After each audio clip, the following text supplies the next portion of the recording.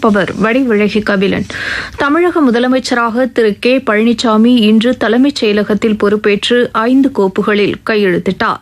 பின்னர் செய்தியாளர்களிடம் பேசிய அவர், மறைந்த முதலமைச்சர் ஜெயலலிதாவின் நினைவாக அம்மா இருசக்கர வாகன திட்டம் உள்ளிட்ட 5 திட்டங்கள் செயல்படுத்தப்படும் என்று கூறினார்.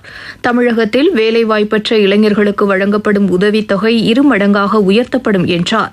மீனவர்களுக்கான தனி வீட்டு வசதி திட்டத்தின் கீழ் 5000 வீடுகள் கட்டித்தரப்படும் என்றும், பூரண மதுவிலக்கு என்ற நிலை ஏற்படும் வரை மேலும் 500 மதுபான கடைகள் மூடப்படும் என்றும் தெரிவித்தார். வங்கிகளில் சேமிப்பு கணக்கு வைத்திருப்போரும் இன்று முதல் 50,000 ரூபாய் வரை எடுத்துக் கொள்ளலாம் என்று ரிசர்வ் வங்கி அறிவித்துள்ளது. அடுத்த மாதம் 13ஆம் தேதியிலிருந்து சேமிப்பு கணக்குகளிலிருந்து பணம் எடுப்பதற்கு கட்டுப்பாடு இல்லை என்றும் ரிசர்வ் வங்கி தெரிவித்துள்ளது. ரூபாய் மதிப்பிழப்பு அறிவிப்புக்கு பின்னர் சேமிப்பு கணக்கு வைத்திருப்போர் வாரத்திற்கு 24,000 ரூபாய் வரை மட்டுமே எடுக்கலாம் என்று கட்டுப்பாடு விதிக்கப்பட்டிருந்தது. பின்னர் நடப்பு கணக்கு வைத்திருப்பவர்கள் மட்டும் 50,000 ரூபாய் எடுத்துக் கொள்ளலாம் என்று ரிசர்வ் வங்கி அறிவித்திருந்தது குறிப்பிடத்தக்கது. ஆப்பிரிக்க நாடான ருவாண்டாவில் விரைவில் இந்திய தூதரகம் திறக்கப்படும் என்று குடியரசு துணைத் தலைவர் திரு ஹமீத் அன்சாரி கூறியுள்ளார். தமிழக சட்டப்பேரவையில் அண்மையில் நிறைவேற்றப்பட்ட நம்பிக்கை வாக்கெடுப்புக்கு எதிராக திமுக சென்னை உயர்நீதிமன்றத்தில் வழக்கு தாக்கல் செய்துள்ளது. பெண்களுக்கும் குழந்தைகளுக்கும் பாதுகாப்பில்லாத சூழ்நிலை தமிழகத்தில் உருவாகிக் கொண்டிருப்பதாகவும், இதனை கட்டுப்படுத்த மாநில அரசு உரிய நடவடிக்கை எடுக்க தவறிவிட்டதாகவும் திமுக செயல் தலைவர் திரு மு க ஸ்டாலின் தெரிவித்துள்ளார்.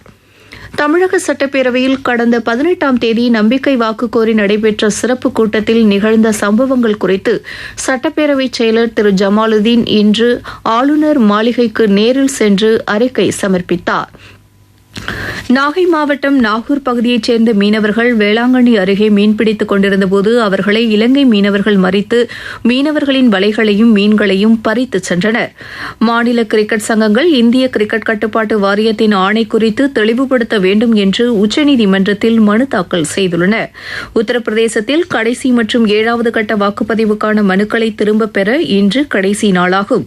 அடுத்த மாதம் 8ஆம் தேதி நடைபெறும் கடைசி கட்ட வாக்குப்பதிவு 12 மாவட்டங்களில் உள்ள 65 தொகுதிகளுக்கு நடைபெறும்.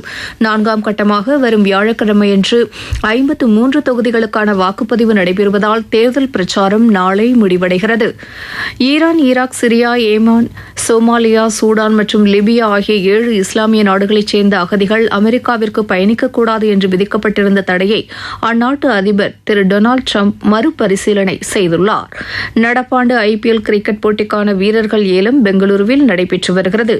இங்கிலாந்து அணியின் ஆல்ரவுண்டர் பென் ஸ்டோக்ஸை 14 கோடியே 50 லட்சம் ரூபாய்க்கு புனே அணி ஏலம் எடுத்துள்ளது. தமிழகத்தைச் சேர்ந்த பந்து வீச்சாளர் நடராஜனை பஞ்சாப் அணி 3 கோடி ரூபாய்க்கு ஏலம் எடுத்துள்ளது. செய்திச் சுருக்கம் நிறைவு பெற்றது. நேரம் 5:03